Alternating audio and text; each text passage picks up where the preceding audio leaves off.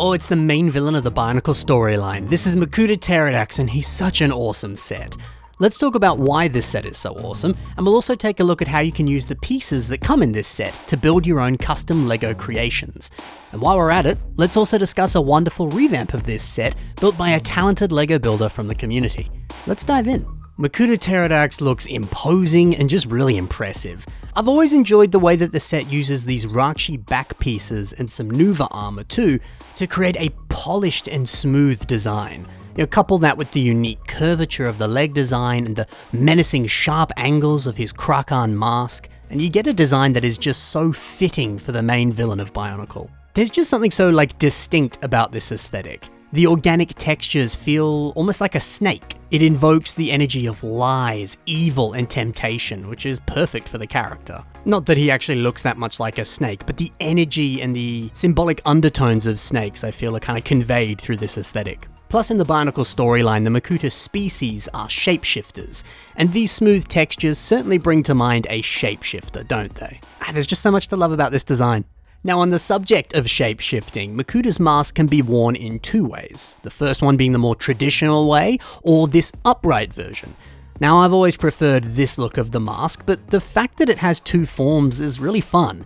I think it's kind of got that wonderful spirit of creativity to it. I'm sure that the designers did this to allow people to have more options when building MOCs with this mask. And I love that. What's better than one mask when you can have two in one? Now, that's not the only mask that comes in this set. Teridax hand design uses two of the Mask of Light mask in silver.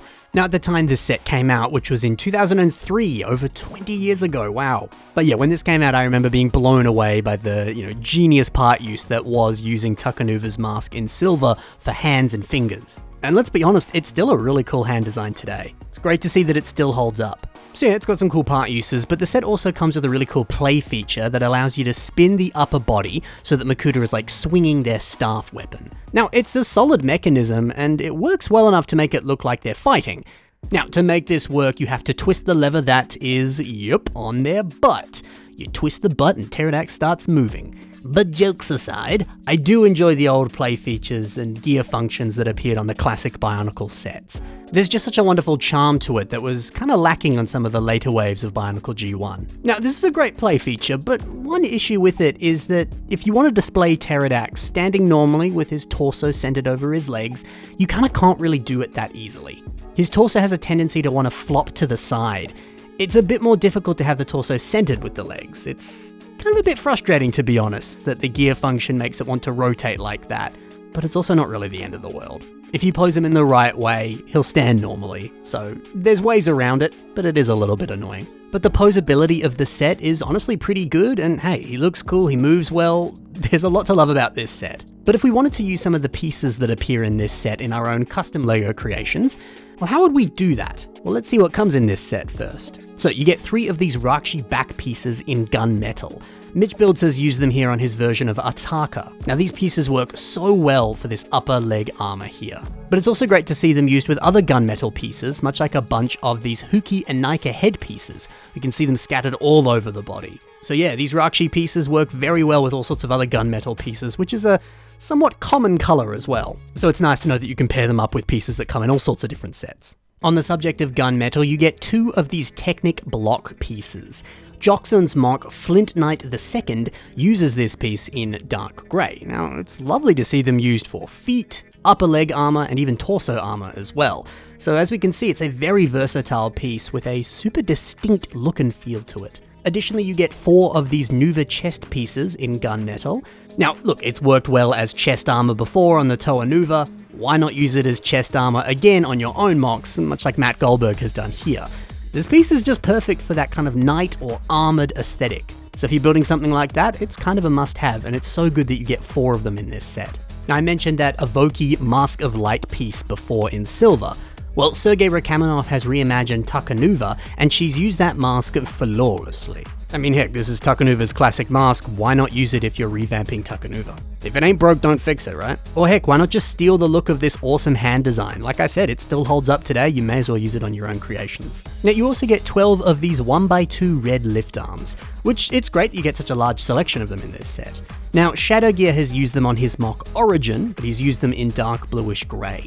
We can see that they're used on these lower legs here to just add a little bit of greebalage and some little tiny details to that knee armor there. It's nice to see that these pieces are very helpful for adding tiny little finishing touches to designs like this. So you could do something similar if you have a bunch of these lying around, or if you're using the pieces from this set. Something juicy that comes in this set, you get plenty of these older rotation joint pieces.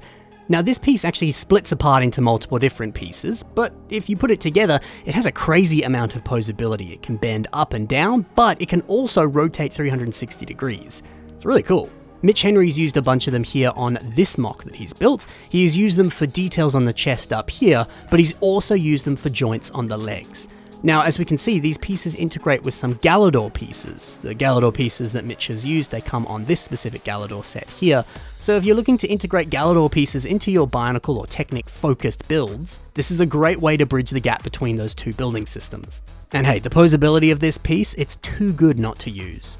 Now, one last mock, it uses this Krakan mask that comes in the set, but it also uses a lot of other different pieces that appear in this set. This is Makuta Cashew versus Takanuva, and it's built by Shadrach. Now, first of all, this is one of the coolest looking Bionicle mocks ever. It's so imposing and it just looks so cool. But when we take a closer look, we can see that the arms up here, they use these Krakan masks and a few other different armor pieces as well. You know, like these Rakshi spine pieces, and if we look at the head, we can see those Technic block pieces in black. It's nice to see that any Makuta mock can benefit from the pieces that appear in this set. They're very versatile pieces. But, you know, maybe you don't want to use these pieces, you just like Makuta, but you want to reimagine him in your own unique style. Or maybe you could take some inspiration from this revamp here, which was built by Matt Goldberg, and it's called Master of Shadows. Now, looking at the two side by side, it's cool to see the similarities. They've got a very similar foot design, but Matt's is elevated and raised a little bit, and they have that same Rakshi spine piece, but it's lifted up a bit higher on Matt's version. Matt's mock also has the rough shape of the original torso design, but he's using a few more modern CCBS pieces in place of those older parts. And it looks great. I really like that he's taken the essence of the character, but he's added his own unique touches to it. That's always cool. Now, this updated staff is also brilliant. The hoses wrapped around the hilts, that looks awesome. It's so fitting for a Master of Shadows. And speaking of a Master of Shadows, I like the fact that Matt has removed the red from the color scheme. I love the red on the original toy, but given that this mock is called Master of Shadows, it kind of makes sense that the red disappears here. It was a good creative choice. So yeah, there's a brilliant revamp of a fantastic character and a brilliant LEGO set.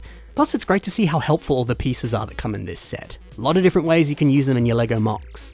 Hopefully you enjoyed this review, guys. I'll be posting a Toa Matanui review very, very soon, so stay tuned for that. It'll be a bit of a counterpart to this video. But otherwise, thank you so much for watching, happy building, and bye for now.